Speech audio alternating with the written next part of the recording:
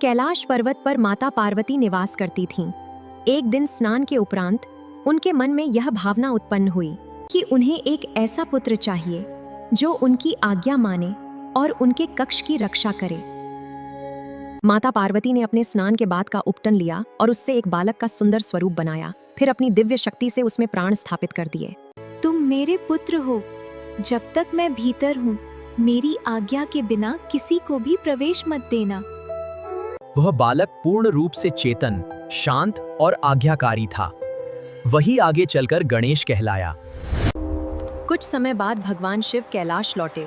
उन्होंने देखा कि द्वार पर एक बालक खड़ा है और उन्हें भीतर जाने से रोक रहा है। वत्स, मुझे मार्ग दो। क्षमा करें प्रभु, मुझे माता की आज्ञा है कि उनके आदेश के बिना कोई भी भीतर न जाए। शिव जी यह नहीं जानते थे कि यह बालक माता पार्वती का पुत्र है।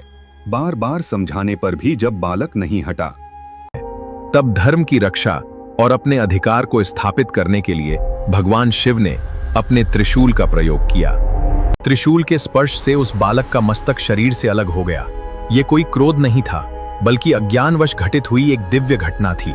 जब माता पार्वती बाहर आईं और अपने पुत्र को उस अवस्था में देखा, तो वे अत्यंत व्यथित हो गईं। ये मेरा पुत्र है, मेरी ही शक्ति से उत्पन्न। यदि ये जीवित नहीं हुआ तो सृष्टि का संतुलन नष्ट हो जाएगा। माता के दुख से तीनों लोक कांप उठे। भगवान शिव ने तुरंत समाधान का निश्चय किया।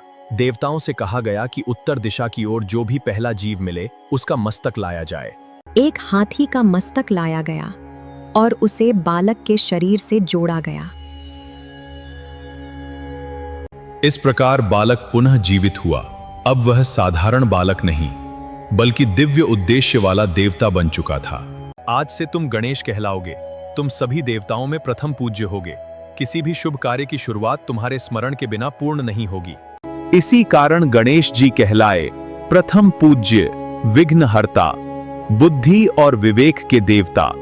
ये कथा युद्ध की नहीं है, ये कथा है माता की शक्ति की, आज्ञा पालन की और सृष्टि के संतुलन की।